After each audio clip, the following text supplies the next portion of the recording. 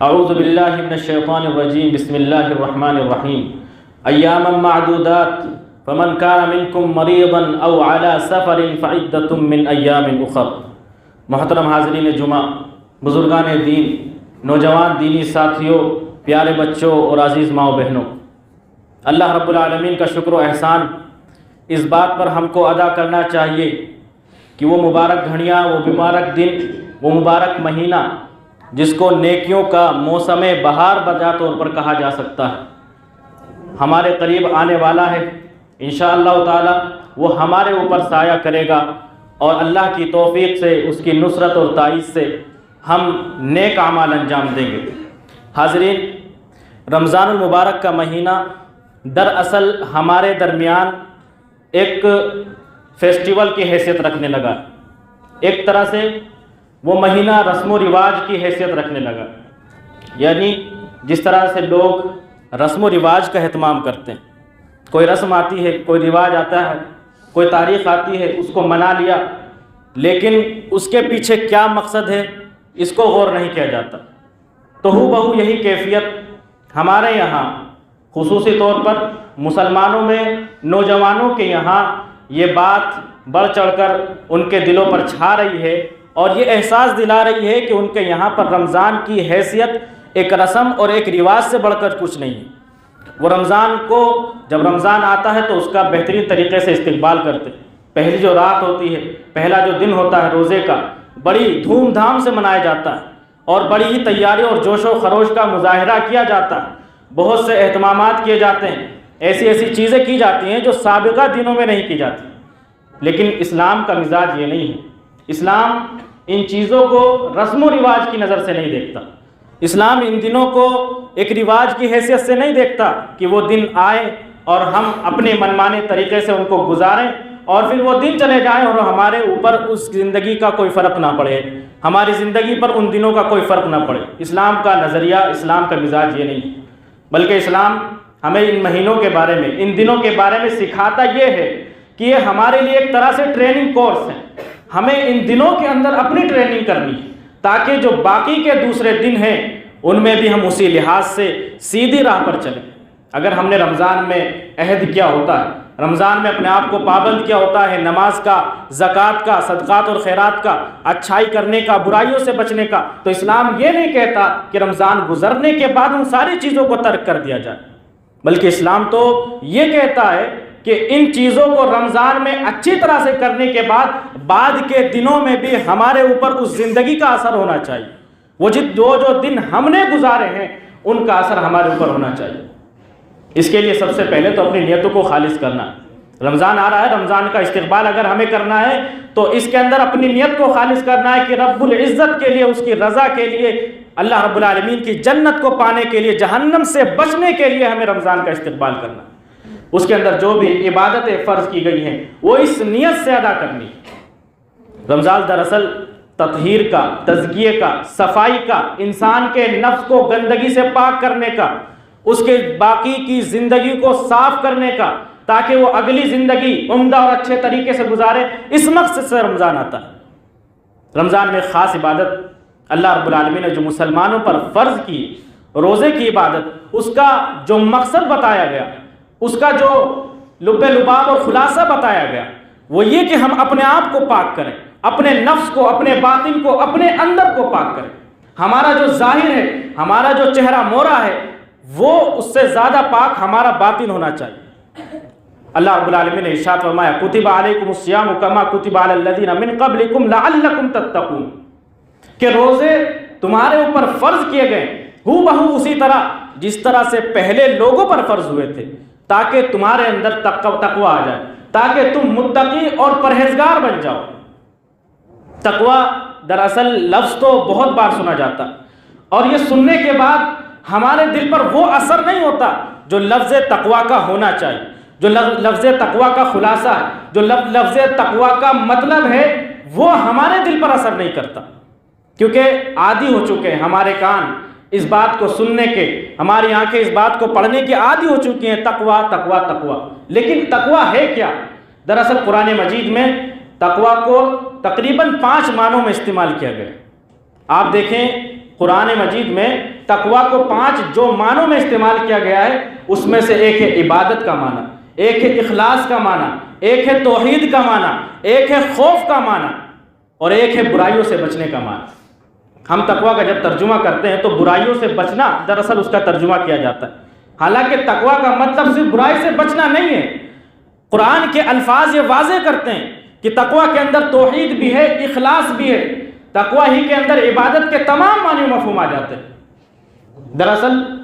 رمضان کا مہینہ ہم کو ٹرینڈ کرنے آتا ہے کہ ہم اپنے زندگی کے ہر شعبے میں پاکیزہ بنیں،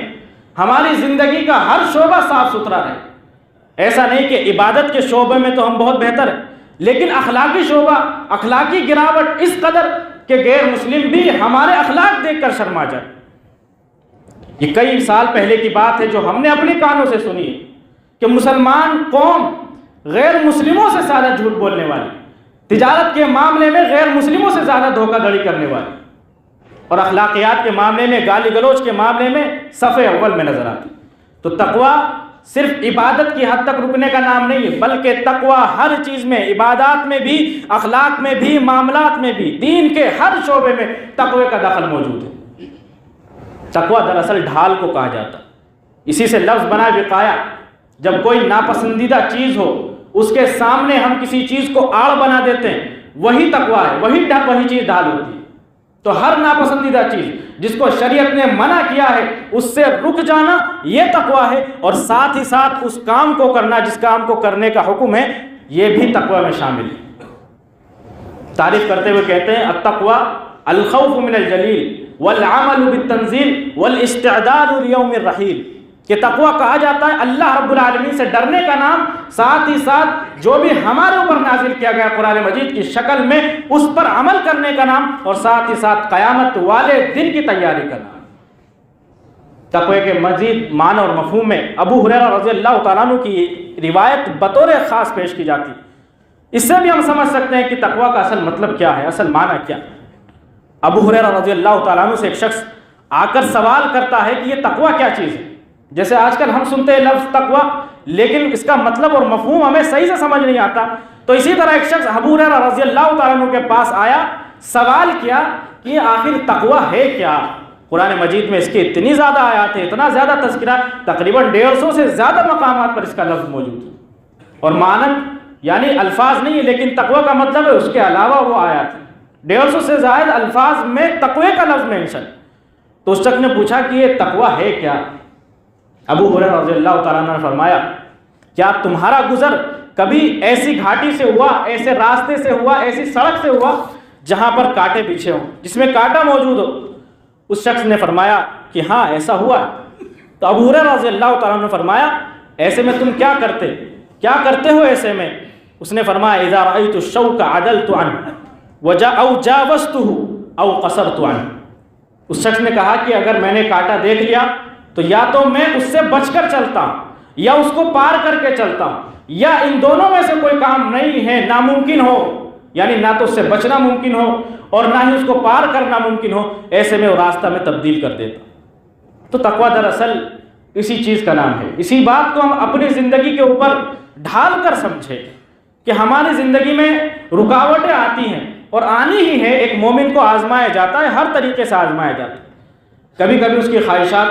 خواہشات کے ذریعے سے آزمایا جاتا ہے، کبھی کبھی اس کو شبہات کے ذریعے سے آزمایا جاتا ہے، اس کو شک و شبہ ہونے لگتا ہے بہت سارے معاملات میں۔ تو تقوی انہی ساری چیزوں کا نام ہے۔ اگر اس کے سامنے اس کی خواہشات، ایسی خواہشات جو غلط ہیں، اس کو چھوڑ کر وہ آگے بڑھے۔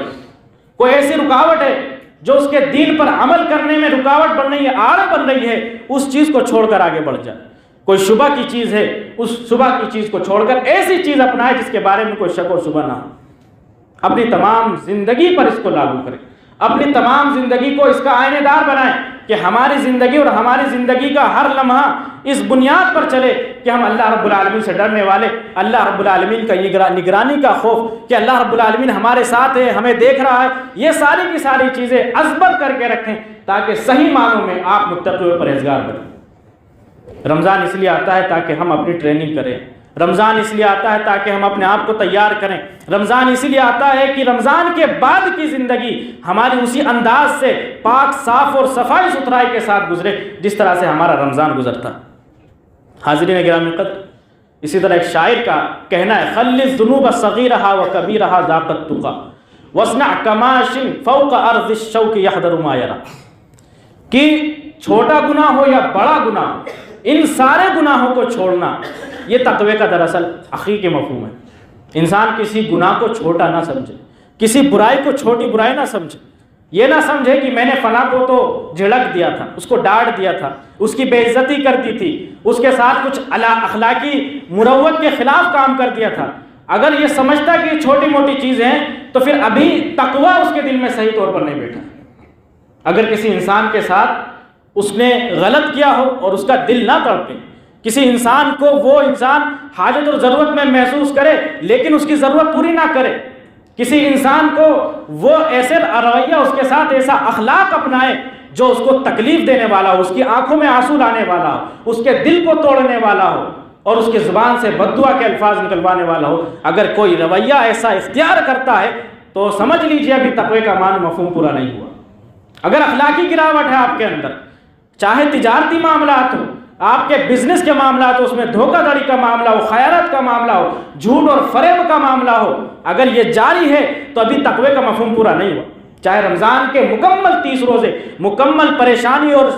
تکلیف اور پریشانیوں کے باوجود بھی رکھ جائیے، لیکن اگر یہ عادتیں ختم نہیں تو ابھی تقوی کا معنی اور مفہوم آپ نے نہیں سمجھا اور تقوی کو صحیح طور پر دل میں نہیں بٹھایا. تو شاعر کہتا ہے خلص الذنوب صغیرہا و کبیرہا ذاق التقی، چھوٹے بڑے ہر گناہ کو چھوڑ دو، یہی تقوی ہے. واصنع کماش فوق ارض الشوق یحذر ما یری، اور اس طرح چلو جیسے کہ کانٹے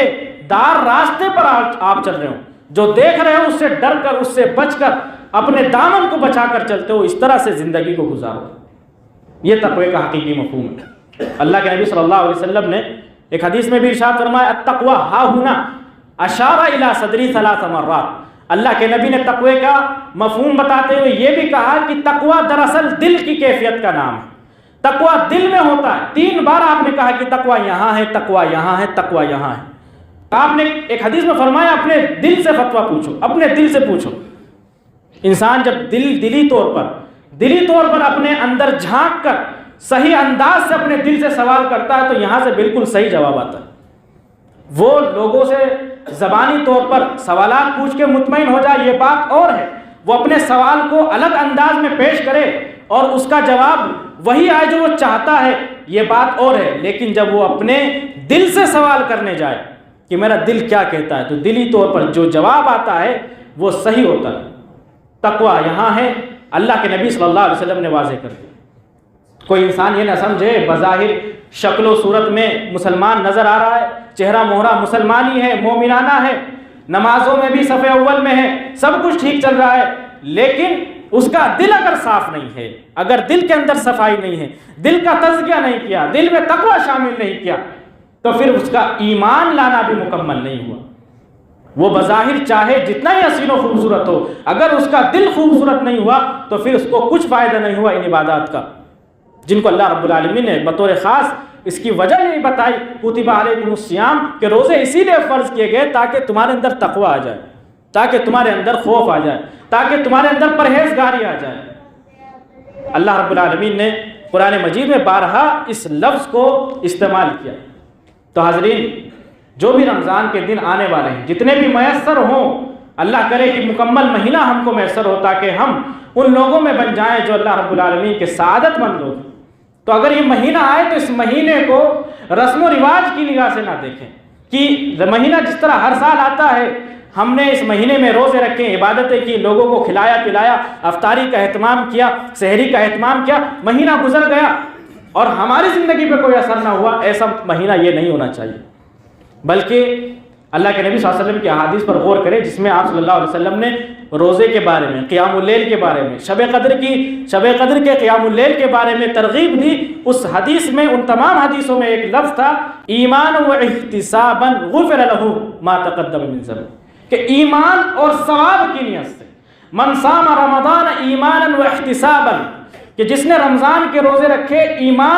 ایمان کے ساتھ اور ثواب کی نیت سے، من قام رمضان ایمانا واحتسابا، جس نے رمضان کی راتوں کا قیام کیا ایمان اور ثواب کی نیت سے، من قام لیلۃ القدر ایمانا واحتسابا، کہ جس نے رمضان کے لیلۃ القدر کا یعنی شب قدر کا، قدر والی رات کا قیام کیا ایمان اور ثواب کی نیت سے، غفر له ما تقدم من ذنبه، اس انسان کے گناہ معاف ہو جائیں گے جو پچھلی خطائیں اس نے کی ہیں۔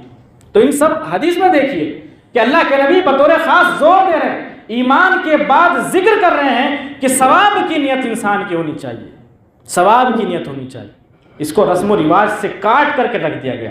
کہ جو طریقہ چلتا آ رہا ہے، جو طریقہ چلتا آ رہا ہے اس طریقے پر نہیں، وہ چال چلن نہیں چلنے والا، بلکہ بطور خاص آپ کو یہاں پر ثواب کی نیت سے وہ کام انجام دے دیں، ورنہ پوری برادری، پوری کمیونٹی، پورا سماج اس بات کو انجام دیتا ہے، پورا سماج تراویح پڑھتا ہے، روزے رکھتا ہے، لیلۃ القدر میں جاگتے بھی ہیں، لیکن آپ کو اپنے دل میں جھانکنا ہے کہ آپ کیوں جاگ رہے ہیں، آپ کیوں تراویح پڑھ رہے ہیں، آپ نے رمضان کا اہتمام کیوں کیا ہے۔ دل کے اندر اگر ثواب کی نیت ہے تب تو بخیر، لیکن اگر ثواب کی نیت ہے تو پھر اس کا کچھ فائدہ نہیں ہوا، ثواب کی نیت نہیں ہے تو پھر اس کا کچھ بھی فائدہ نہیں ہوا۔ تو حاضرین، ہم اپنے آپ پر غور کریں کہ ہمارا رمضان کس حد تک گزرنے والا ہے، رمضان کو لے کر ہم کس قدر تیار ہیں، کون سی تیاریاں اپنے دل میں بٹھائے ہوئے ہیں، کس کام کو لے کر کے ہمیں رمضان کو اپنا یادگار رمضان بنانا۔ جب رمضان آتا ہے تو 3 طرح کے لوگ ہوتے ہیں،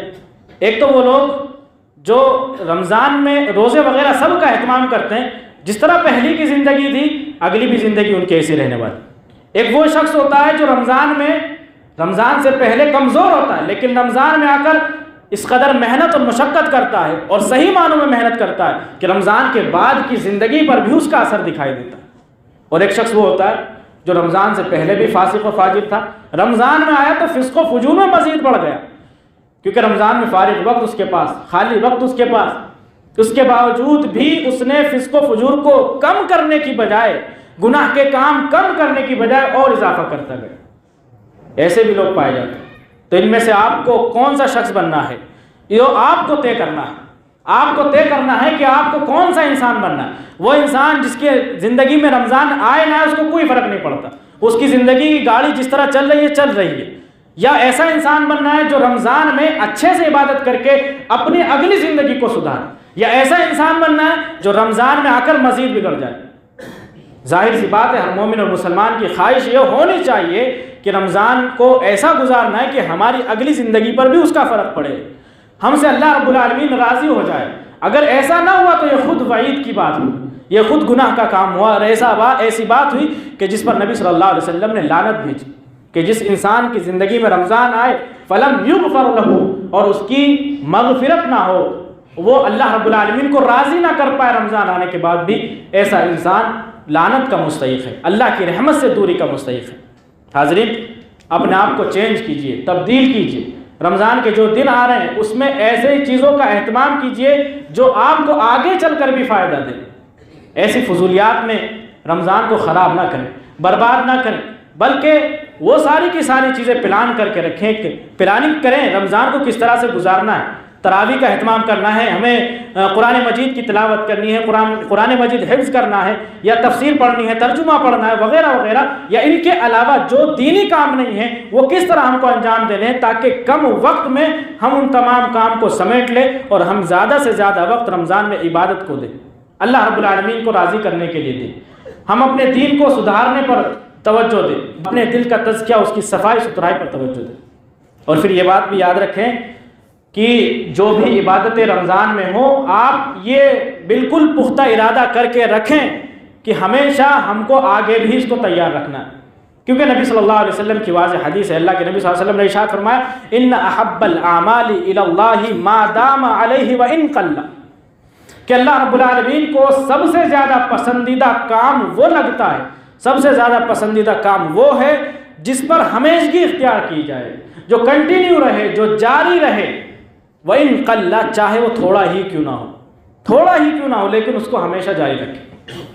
مطلب یہ کہ رمضان میں جو بھی عبادتیں کرنی ہیں، قیام اللیل ہو، رمضان میں تلاوت کلام اللہ ہو، صدقات اور خیرات ہو، یہ سارا کا سارا ہم ہو سکتا ہے کہ رمضان کی کیفیت کے لحاظ سے نہ کر سکے، لیکن کم از کم تھوڑے موڑے تو یہ کام ہم کو ہمیشہ انجام دینے ہی ہیں۔ ہم قیام اللیل کریں، تمام کی تمام زندگی نہ کر پائیں لیکن کسی رات جاگ کر قیام اللیل کریں۔ ہم صدقات و خیرات اس تعداد میں نہ دے پائیں جس طرح رمضان میں دیا، لیکن کوشش یہ رہے کہ کم سے کم تھوڑا بہت صدقہ تو ہم نکالتے رہیں۔ روزے بھی، روزوں کا اہتمام تمام کے تمام مہینے نہیں کر سکتے، لیکن اتنا تو ہو سکتا ہے کہ مہینوں میں 3 روزے تو رکھے جا سکتے ہیں، ہفتے میں 2 روزے تو رکھے جا سکتے ہیں۔ تو اپنے آپ کو ٹرینڈ کیجیے، اپنے آپ کو تیار کیجیے کہ اس رمضان میں ہمیں اپنے آپ کو مکمل طریقے سے سدھار لینا ہے، اپنے آپ کو اس قابل بنا لینا ہے کہ ہم اللہ رب العالمین کے مغفور بندے بن جائیں، اللہ رب العالمین ہم کو معاف فرما دے، اللہ ہم سے راضی ہو جائے۔ اس طرح سے اپنے آپ کو تیار کریں۔ نبی صلی اللہ علیہ وسلم کے بارے میں بھی اللہ رب العالمین نے حکم دیا کہ نبی پاک صلی اللہ علیہ وسلم وَاعْبُدْ رَبَّكَ حَتَّى يَأْتِيَكَ الْيَقِينُ، کہ اللہ رب العالمین کی عبادت کرو جب تک کہ موت نہ آ جائے۔ یعنی اس کے لیے کوئی خاص وقت نہیں ہے، عبادت کے لیے کوئی خاص وقت نہیں ہے کہ رمضان کا مہینہ عبادت کا ہو جائے یا جمعے کا دن عبادت کا ہو جائے یا اس کے علاوہ کوئی اور فضیلت والے دن ہو ہم اس کو عبادت کے لیے خاص کر لیں۔ ایسا نہیں ہے، بلکہ ہماری زندگی کا ہر دن اور ہر مہینہ عبادت سے پورا ہونا چاہیے۔ وَاعْبُدْ رَبَّكَ حَتَّى يَأْتِيَكَ الْيَقِينُ، کہ اللہ کی عبادت اس وقت تک کرتے رہیے، اسی لگن اور محنت کے ساتھ کرتے رہیے جب تک کہ آپ کو وفات نہ آ جائے، جب تک آپ کی موت نہ ہو جائے۔ اور اسی طرح عیسیٰ علیہ السلام کے بارے میں بھی قرآن نے کہا وَأَوْصَانِي بِالصَّلَاةِ وَالزَّكَاةِ مَا دُمْتُ حَيًّا، کہ عیسیٰ علیہ السلام کو اللہ رب العالمین نے حکم دیا، وصیت کی کہ نماز کا، زکوٰۃ اور صدقات کا اہتمام کرتے رہو جب تک تم زندہ ہو۔ تو جو ہمارے نوجوان جن کی زندگی رمضان سے پہلے بالکل بے ڈھنگی زندگی ہوتی ہے، بے دینی کا ماحول ہوتا ہے، پھر رمضان میں آ کر چند عبادتیں کر لیتے ہیں، پھر رمضان گزرنے کے بعد وہی ماحول ہو جاتا ہے، تو وہ نصیحت لیں، ان باتوں کو سیریسلی لیں اور سمجھیں کہ رمضان کا جو مہینہ ہے یہ صرف رمضان ہی میں عبادت کے لیے نہیں بلکہ اس طرح گزارنا ہے کہ ہماری تمام کی تمام زندگی پر زندگی کے ہر دن پر اس کا اثر جانا چاہیے۔ حاضرین، سستی اور کاہلی کو چھوڑیں، اپنے آپ کو ایسے کاموں میں بزی کریں جو خیر کے کام ہو۔ دیکھنے میں یہ آتا ہے کہ جب رمضان کا مہینہ آتا ہے تو لوگ چونکہ قیام اللیل اور پھر سحری ان دونوں چیزوں کے امتزاج کی وجہ سے سستی کا شکار ہو جاتے ہیں، دن بھر سوئے رہتے ہیں یا پھر کچھ کام نہیں کرتے، بیٹھے رہتے ہیں یا سوئے رہتے ہیں، لیٹے رہتے ہیں۔ یہ کام ہم کو رمضان میں نہیں کرنا۔ اگر یہ کام ہم نے کیا تو پھر ہم نے رمضان سے فائدہ ہی نہیں اٹھایا۔ اگر ہم نے رمضان کے دن کو اللہ رب العالمین کی عبادت میں، اس کو راضی کرنے میں، اللہ رب العالمین کی عبادت کر کے اس کو راضی کرنے کے لیے نہیں گزارا تو پھر ہم نے کیا؟ اگر ہم سارا کا سارا دن سوتے رہے، اپنے آپ کو آرام کی چادر میں لٹائے رکھا، تو ایسے میں تو ہم نے رمضان سے کچھ فائدہ ہی نہیں اٹھایا۔ تو ضروری ہے کہ ہم سستی اور کاہلی کو بھی چھوڑ دیں۔ اور پھر یہاں پر ایک بڑی سمسیا یہ پیدا ہو جاتی ہے رمضان کے مہینوں میں کھان پان کو لے کر کے، تو ہمیں کھان پان کا تو خیال کرنا ہے، لیکن ایسا نہیں کہ ہم رمضان کے مہینے کو کھان پان ہی کا مہینہ سمجھ بیٹھیں، کیونکہ جب تصور رمضان کا آتا ہے، سحری اور افطار کے الفاظ سامنے آتے ہیں تو وہی چیزیں ہمیں سامنے آ جاتی ہیں، طرح طرح کے پکوان، عمدہ سے عمدہ اور لذیذ سے لذیذ چیزیں ہماری نگاہوں کے سامنے گھوم جاتی ہیں۔ رمضان کا مطلب یہ نہیں ہے، سحری اور افطاری کا مطلب یہ نہیں ہے اپنے آپ کو انہی چیزوں میں بزی رکھو۔ ان چیزوں کا کیا فائدہ؟ آپ نے کھا لیا، ختم۔ لیکن اگر آپ ان اوقات کو بچا کر کے ان کو عبادت کی جگہوں میں صرف کریں، تلاوت قرآن میں صرف کر لیں، بیانات سننے میں صرف کر لیں، ترجمہ قرآن پڑھنے میں صرف کر لیں، یا کسی کے ساتھ علمی مذاکرہ کرنے میں صرف کر لیں، تو یہ اس وقت سے بہتر ہے جو آپ کا وقت کھانے پینے اور اس طرح کے چیزوں کو تیار کرنے میں گزرتا ہے۔ تو اس چیز کا خیال رکھیں، خود بھی خیال رکھیں اور اپنے گھر میں بھی اس بات کا اہتمام کریں، ان کے اوپر اس قدر بوجھ نہ آنے دیں کہ وہ رمضان صرف اور صرف رمضان کی تیاری ہی میں گزار دیں اور ان کو رمضان سے فائدہ اٹھانے کا اس قدر موقع نہ مل سکے جس قدر موقع ملنا چاہیے تھا۔ جو رمضان کا حق ہونا چاہیے تھا، رمضان کا حق ادا نہ کر پائے۔ اور پھر یہ موبائل، سوشل میڈیا سے بالکل کنارہ ہو جائے۔ جب چیز آپ کے ہاتھ میں آتی ہے تو آپ کا آدھا گھنٹہ ضائع ہو جاتا ہے اور آپ کو پتہ ہی نہیں چلتا۔ جب یہ چیز آپ اٹھاتے ہیں، سوشل میڈیا کھولتے ہیں، تو پھر اسکرول کرتے کرتے آپ کے گھنٹہ گزر جاتے ہیں اور آپ کو احساس نہیں ہوتا کہ آپ کا وقت ایک ایسی جگہ میں خرچ ہو رہا ہے جس کا کوئی فائدہ ہی نہیں ہے۔ اور خاص کر کے رمضان کا وقت، جو اتنی بہترین گھڑیاں ہوتی ہیں جو دیگر مہینوں میں، دیگر دنوں میں نہیں آ سکتی، اس طرح بہترین وقت ہم اپنا ضائع اگر کر دیں تو یہ کتنی شرم کی بات ہوگی اور کتنی افسوسناک بات ہوگی۔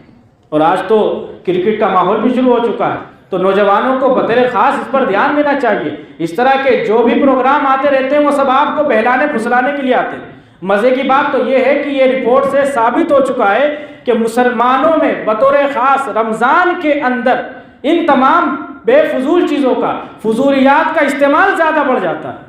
یعنی جن چیزوں کا کوئی فائدہ نہیں ہے، نہ رمضان میں نہ رمضان کے بعد، ان چیزوں کا استعمال ہم رمضان میں اور اضافے کے ساتھ شروع کر دیتے ہیں۔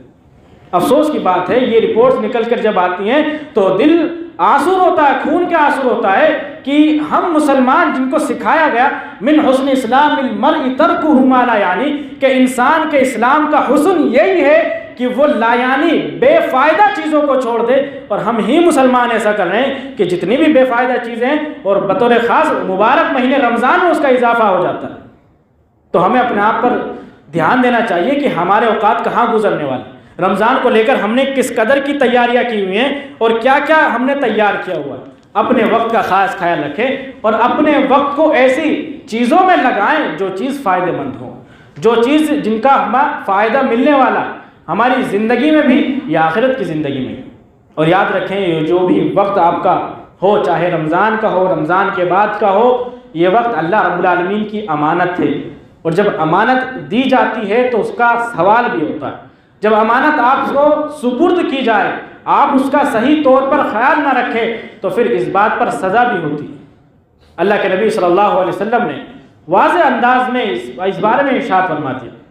لا تزال قدم ابن آدم یوم القیامت من عند ربہ حتی یسأل عن خمس، کہ قیامت کے دن ابن آدم کے یعنی ہم ہی لوگوں کے قدم اللہ رب العالمین کے سامنے سے اس وقت تک نہیں ٹل سکتے جب تک کہ 5 چیزوں کا سوال نہ ہو۔ بارہا یہ حدیث ہم اور آپ سنتے ہیں، لیکن احساس کی چنگاری ہمارے دلوں میں پیدا ہونی چاہیے، وہ احساس ہونا چاہیے، وہ ذمہ داری کا احساس آنا چاہیے، وہ امانت کا احساس آنا چاہیے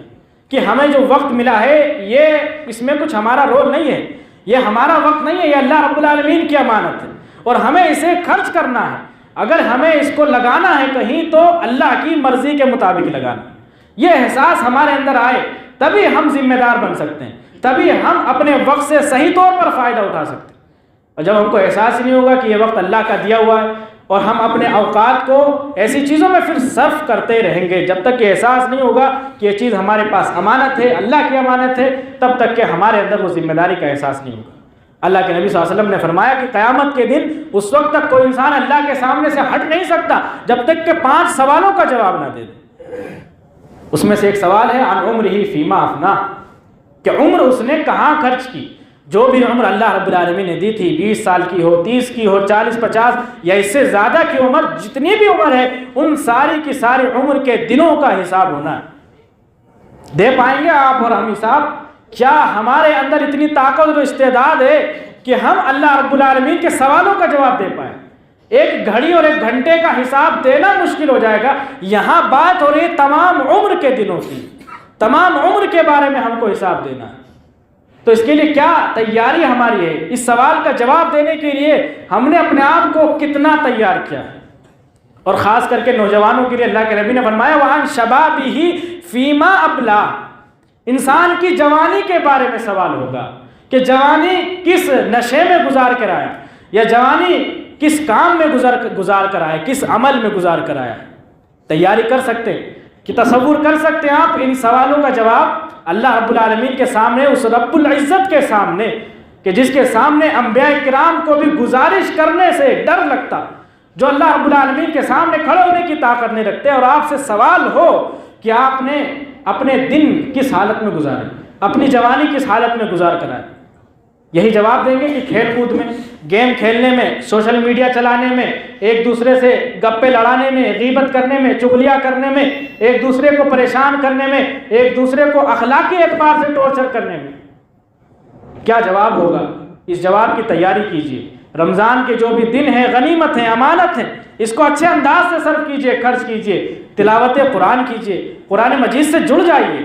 قرآن مجید سے طرح طرح سے جڑ سکتے ہیں، آپ تلاوت کر سکتے ہیں، اس کا ترجمہ پڑھ سکتے ہیں، تفسیر پڑھ سکتے ہیں، حفظ کر سکتے ہیں، علماء کرام کی تفسیریں سن سکتے ہیں، احادیث رسول کو پڑھ سکتے ہیں، اپنے اخلاقی معیار کو بلند کر سکتے ہیں، نیکیوں کے کاموں میں بڑھ چڑھ کر حصہ لیتے ہیں، صدقات و خیرات، غریبوں اور محتاجوں کی مدد، بے حد بے شمار موقع ہیں۔ کسی بھی انداز سے آپ اپنے اس رمضان مبارک کو خوشگوار بنائیں، زندگی کا بہترین رمضان بنائیں، تاکہ آپ کی زندگی پر اس کا پورا اثر ہو۔ تو نیت اپنی خالص کریں، درست کریں، رمضان کو رمضان کے لحاظ سے یعنی رواج کے لحاظ سے نہ دیکھیں، بلکہ اپنے آپ کو اس طرح سے تیار کریں کہ اس رمضان کے بعد کے رمضانوں میں بھی، بعد کے دنوں میں بھی اس پر آپ کا اثر ہو۔ اللہ رب العالمین سے دعا ہے کہ اللہ رب العالمین ہمیں ان باتوں پر عمل پیرا ہونے کی توفیق دے، رب العالمین ہمیں توفیق دے کہ ہم آنے والے دنوں کا اچھی طرح سے استعمال کر سکیں، اس کا حق ادا کر سکیں۔